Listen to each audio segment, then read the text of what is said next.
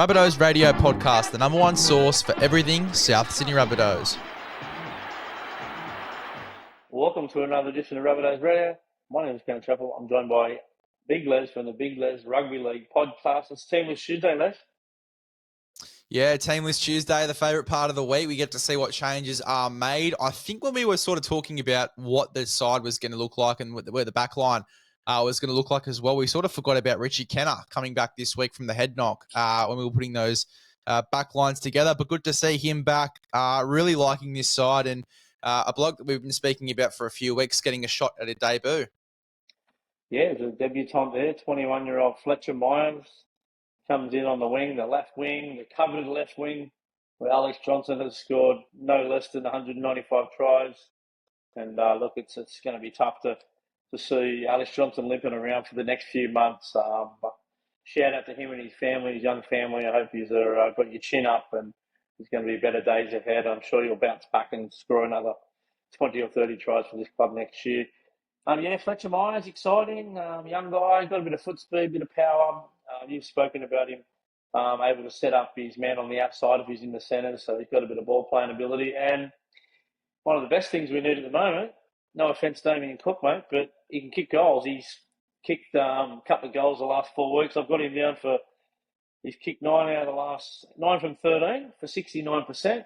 And 4 tries, that's 34 points. He's been worth 8.5 points a game in the New South Wales Cup, so we could certainly do with that in the top grade, mate. Well, I'll tell you what, it's better than my Wombats record, which is 0 from 1. So if you're better than that, then I'll take it. But yeah, Fletcher Myers, it's good that we have a solid goal kicker now. As I said, as you said, no offence to Damien Cook, obviously doing an all right job in the absence of our genuine goal kicker in Latrell Mitchell, but it is good that we have a genuine goal kicker, and especially in those tight games like this one, I'm sure is going to be. You definitely need the 2 points, and I think that Fletcher Myers is going to do that for us. And yeah, look, we spoke about it the past few weeks, the ball playing that he has. He's great footwork at the line, also solid in contact as well. Been training with the first grade squad for the past week or so, which has been great to see. So yeah, really looking for him to grab his opportunity by 2 hands. And obviously been at Manly, been at the Knights. He's been in a few systems now, not given that opportunity. It's good that we get to see him, the 21-year-old, come in and finally get his shot. Yeah, we spoke on the recap yesterday about Cheeks probably playing out of position. You can get away with it every now and again, but we certainly didn't get away with it in the nation's capital. He got caught out of position a lot. Defensively, he struggled a little bit. We've seen him with the crossfield kick out wide, so to have genuine outside backs like Tane Milne and him stand next to each other, and then Richie Kennar and Gags on the other side. And you spoke about it the other day, you don't want to change combinations too much, and I think that was probably the safest way to go. And Cody Walker named. No mention of the calf injury, no mention of how tough is this by Cody Walker. He's hardly missed a game since he came into first grade. He's an absolute animal, and like you said the other day, 2 games away from the coveted 100, eh? I know. He wants those 2 tries, doesn't he? Cody Walker. But yeah, look, he's been playing well the past few weeks. He directed the side around quite well, and I'm actually very happy that he's going to be playing this week, or hopefully he's going to be playing this week. They have named Dion in the 18th man. We sort of spoke about Dion coming into the side as a potential replacement there. I think that Dion would do a good job if he was put in that position, but it looks like they are going to run with Cody at 7. Look, hopefully there isn't too much injury concern. Hopefully he can get through the game, and maybe we do see by kickoff, maybe Dion comes onto the bench and Cody plays around 60 minutes, and if he's not feeling it, he comes off and Dion comes on for the last few minutes there. So be interesting to see what happens with this bench. It looks like an all-forward bench. We spoke about the other week that Havili's been training at 9, so you'd think that he comes on at 9 if Cook needs a rest, but looks like Cook could be playing the full 80 here, which will be interesting. Yeah, just they've obviously left out Peter Mamouzelos, who's been a mainstay 17 for a period of time. Liam LeBlanc comes out for Captain Kam. Welcome back, Captain Kam. Been suspended since Origin. He's going to be a huge addition. Just the work that the guy gets through, even though he's going to be sitting on an edge, I expect him to spend some time in the middle.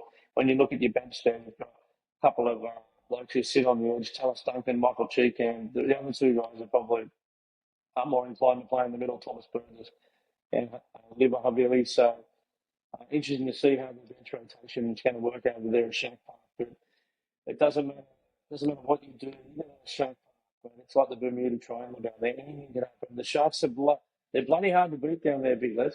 Well, it's certainly the Bermuda Triangle for us. We don't have the best record there at PointsBet, but, you know, with the, I guess, motivation behind the rest of this season, you know, we cannot lose a game moving forward.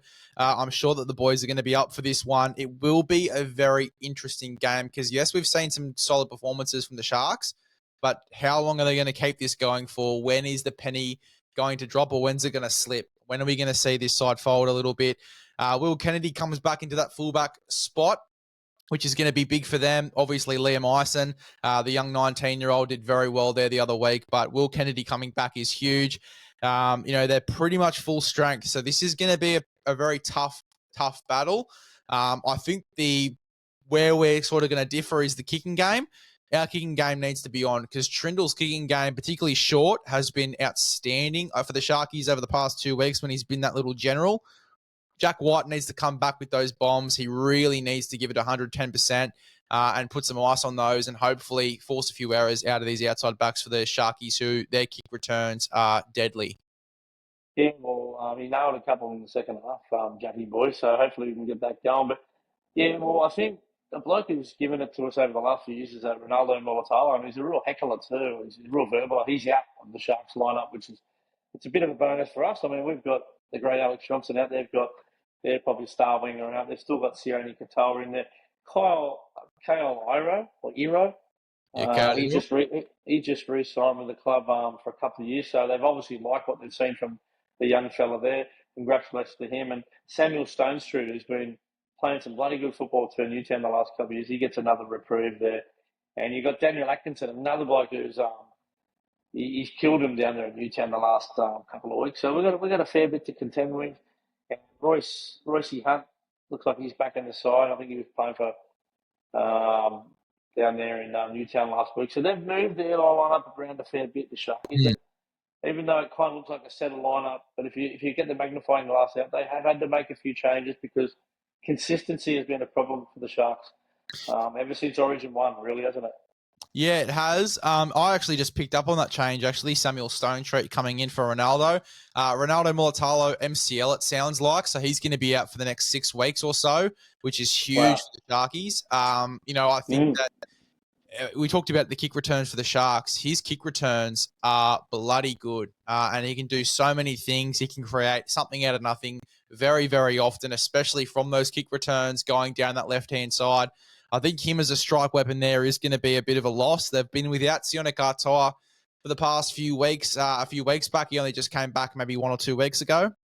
But I think that, yeah, Ronaldo is going to be a big loss because I think that when you compare the work that both of these guys do coming out of their own end, Ronaldo certainly gets through a ton more, for me at least. Kale Ilo, though, we spoke about him.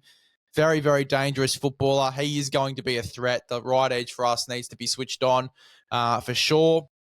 I'm looking forward to this outside back battle. I really am. And as I said, I think all of these guys really need to be switched on defense. And that brings me to my next point. We sort of spoke on what's holding Fletcher Myers back from making his debut for the South Sydney Rabbitohs the other week. And something that you brought up just watching him in these first few games for the club was defense. I am a little bit worried about that. In some of the games that you watch for Cup, in the centres there, have you sort of picked up on the defensive patterns? Is he improved? Yeah, I think he has. Yeah, definitely. Especially since the first week, I think he has made a few adjustments. I mean, I didn't actually get to see the game down in Canberra on the weekend. There was no coverage of it in terms of streaming or wasn't on KO or Channel 9 or anything like that. So I did not see that one. They got touched up out there. But that was a very strong Raiders lineup that they named down there in the nation's capital. So, look, I can't make a call on that one, but I thought he played quite well on the Central Coast. I don't know if you watched that game, but yeah, he certainly made a couple of nice reads there. But it was a high-scoring contest again. Look, he might be one of those guys that rises to the occasion in first grade. He's been quite solid in the New South Wales Cup without being a standout. If you have a look on the other side of the field, it was Jacob Gagai. He was a real standout for I don't know if we win the New South Wales Cup grand final last year or the whole season without Jacob Gagai. He was a real standout, and he's risen to the occasion in first grade. Let's hopefully Fletcher Myers can do something very similar. But look, don't overstate the inclusion of Captain Cam Murray. Look, our two superstars on our side are Latrell Mitchell and Cam Murray, and to have those two, to have 50% of that at double back, it's going to be a big inclusion for us down there. I was talking to the winner of the Quest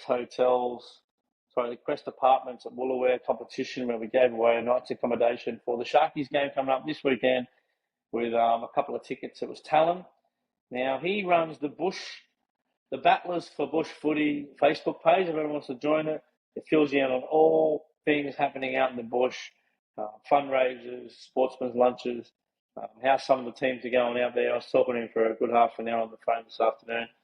He's a uni student down there in Wollongong studying journalism, I believe. So I'm sure he's going to be doing plenty of articles on rugby league over the next couple of years. And we were having a chat a little bit about Cam Murray,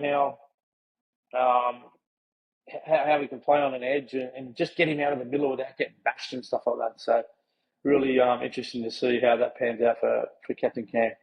Well, obviously you got Big Cheeks there in jersey 14. He'll probably come on and play a bit of edge as well. Give Murray some time through the middle, just with that leg speed.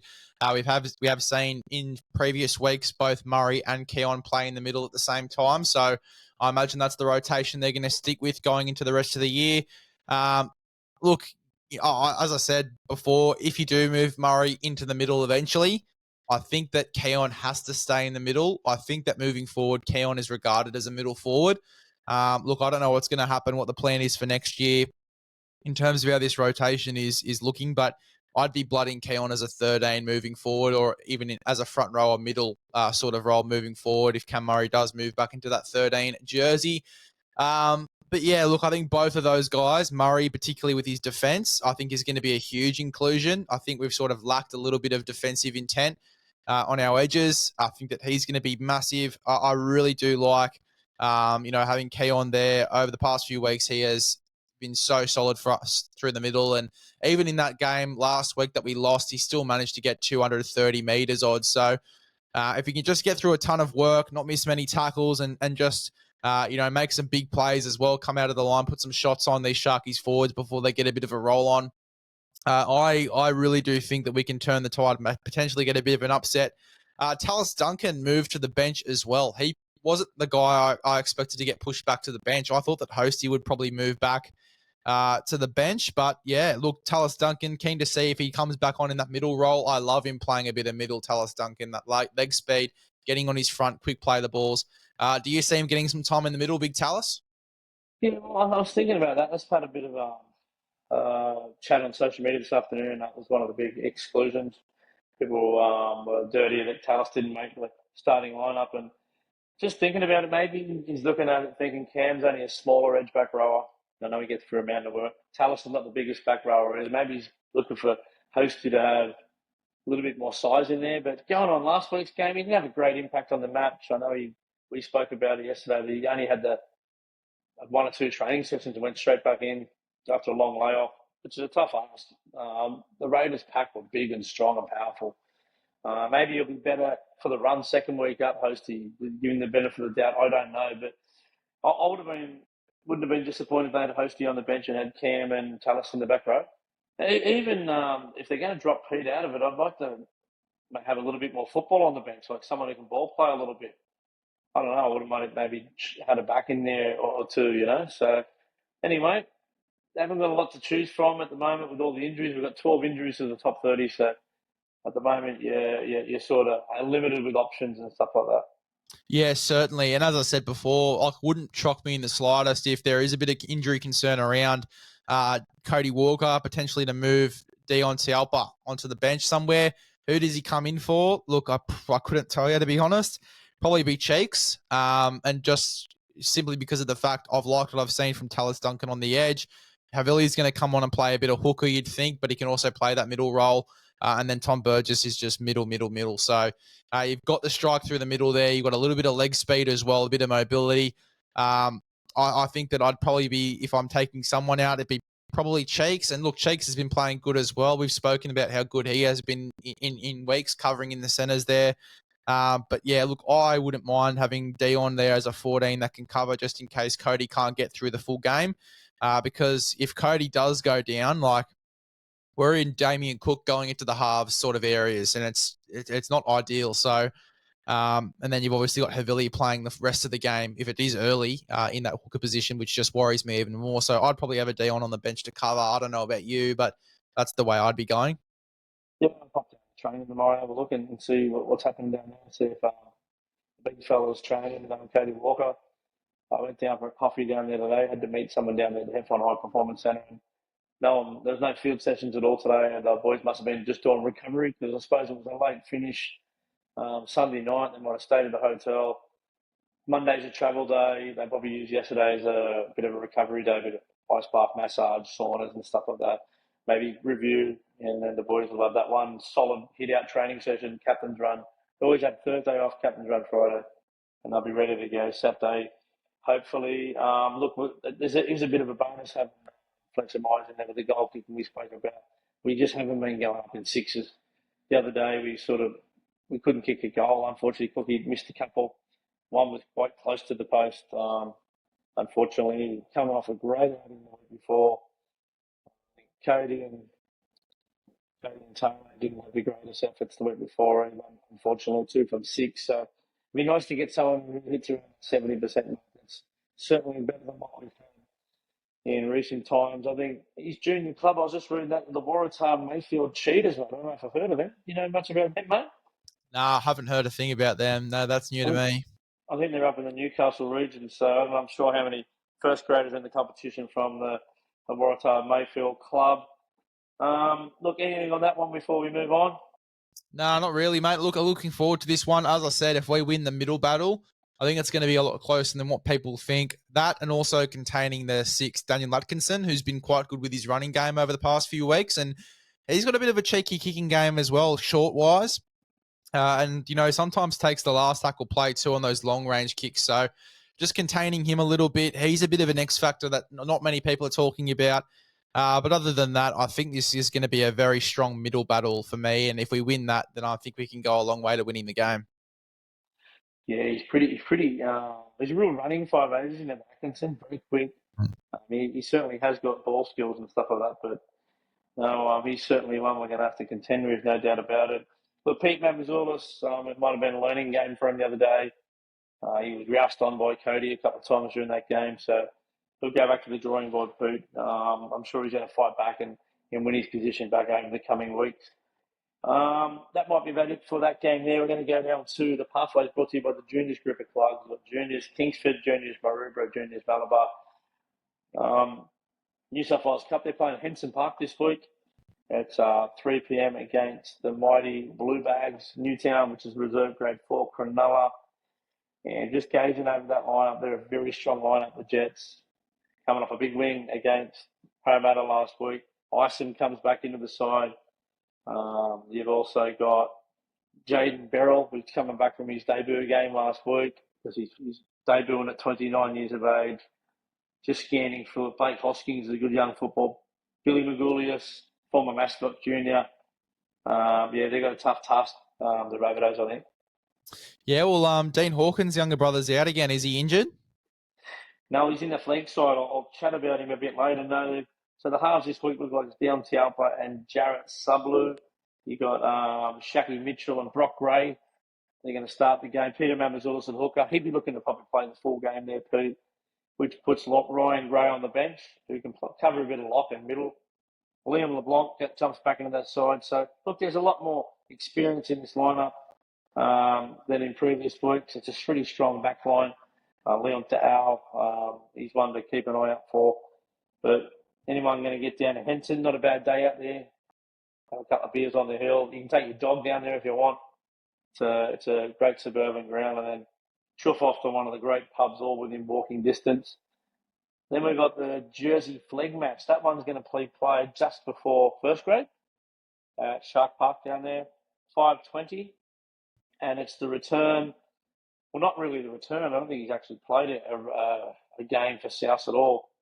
He was training with the first grade side, 18-year-old prop from Queensland, Nazareth Ta'ua. he was killing them in the preseason. A lot of the coaching staff were waxing lyrical about him, bragging about him. But they were doing some tackling drills, and it was just about making contact, staying on your feet, wrestling to the ground. But he kept leaving the ground, putting shots on people. He was just, all he wanted to do was belt people. And he ended up, Tom Burgess ran the ball, and he belted Tom Burgess and popped his shoulder out. And this is the first game he's played since December. So it's been a long recovery for Nazareth. I'm sure Tippy will be stoked to have him back in the lineup. Jason Halley's back, and Brent Hawkins at halfback. Yeah, look, a very strong-looking lineup. It's interesting for both Flegg and Cup. We've got 3 players on the bench, so pretty light on troops at the moment, chaps. Yeah, we're a little bit light on troops. Haven't named the full squads there. I'll put a few out as the days and weeks go on.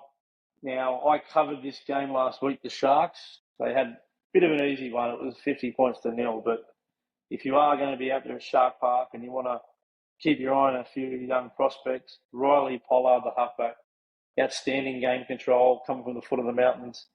He's got a great passing game left to right, reads the game well, good defender. The middles for the Sharks, Crouch and Max McCarthy's a good footballer. Samuel McCulley, Taj Brayley. He's the younger brother of the Brayley brothers. One's at the Knights, one's at Cronulla Sharks, first grade. But the star of this team comes off the bench, number 15, Felix Fa'atili. He's an absolute wrecking ball. If you want to see any of the footage of him, jump on our YouTube channel and have a sticky beat at that. They got a tough task coming up to them, Tippy's boys, but I reckon they're up for it. There was 20-all draw the last time they played earlier in the season, and they'll be buoyed by the return of the halfback, Brent Hawkins. Yeah, and Michael Gabriel, the centre for the Sharkies, I've heard really good things about him. It seems like he's a really good footballer. I think that this centre battle is going to be nice. Him going up against Ruggo and Daniel Wright. Really looking forward to that. But yeah, looking forward to seeing how Tippy's boys go this week. He was good. He had a couple of no-look passes went over the sideline last week, Gabriel. Maybe his winger wasn't on the same page as him. But the both centres were good. Talanoa Panatani, his older sister played for the Cronulla Sharks NRLW side. Does a bit of commentating as well on Fox, I think, at 9. So they're a talented side, but it's good to see Carson Carroll go back to his preferred position, fullback. Daniel Wright, I reckon he could be in the halves. Daniel Wright, he's that skillful. Marky Nose is another one to look out for. And I've really been impressed with the big man, Toby Sullivan. He just cuts the ball up all day. Been one of their more consistent middles of the season. His second spell's better than his first one. So there's a couple of names to look out there for, big lads. Yep, totally. Can't wait for this one. Seems to be a really good matchup. And our women's team just went down the other day to Parramatta.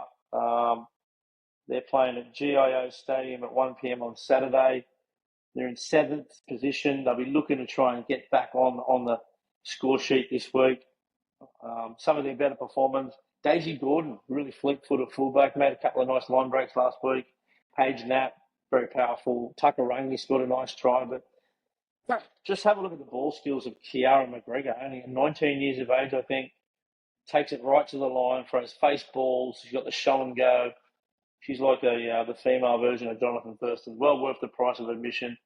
And Michaela Langer, she's going to start for the first time in the Opens. She's come through the grades there down at the Wollongong Steelers Club, but she's one to look out for, no doubt about it. Well, mate, we're so light on troops. We're even one player down in the women's side as well. We've got one less back rower as well in there. So, look, obviously, we'll obviously sell that spot be filled before kickoff. But, yeah, look, I've heard that the girls are going really well at the moment. Haven't been watching too much of the competition, I will be honest. But, look, I think that, it is, we say it every single week. It's so great to watch this competition continue to grow. And, hopefully we'll be seeing a Rapido side in the NRLW very, very soon. Yep, I'm sure we will, mate. I really enjoyed going out and watching the girls 2 weeks ago. They play a pretty good brand of footy. It was a really windy day, but they were still able to have a fair bit of ball control. The kicking game was really nice off the back of Captain Matty Studden. So anyone down in Canberra, go out and watch the girls down at GIO Stadium. They missed the boys' game by about a week, but that's all right. Well, the Canberra Rabbitohs fans will get another taste of the mighty South Sydney Rabbitohs. You got anything else, mate? Nothing else from me. Up the Bunnies. Let's get another big win on the board, hopefully, so we can keep our finals chances alive. I'm just doing a bit of research on King Wayne when he comes in the building next week. Just started reading his new book, mate, by Andrew Webster. So just to delve into the mind of the master coach himself. I'll be all over him by the time he gets here in November 1. But yeah, that might be it for another edition of Rabbitohs Radio Podcast. Up the mighty Rabbitohs. Up the Bunnies.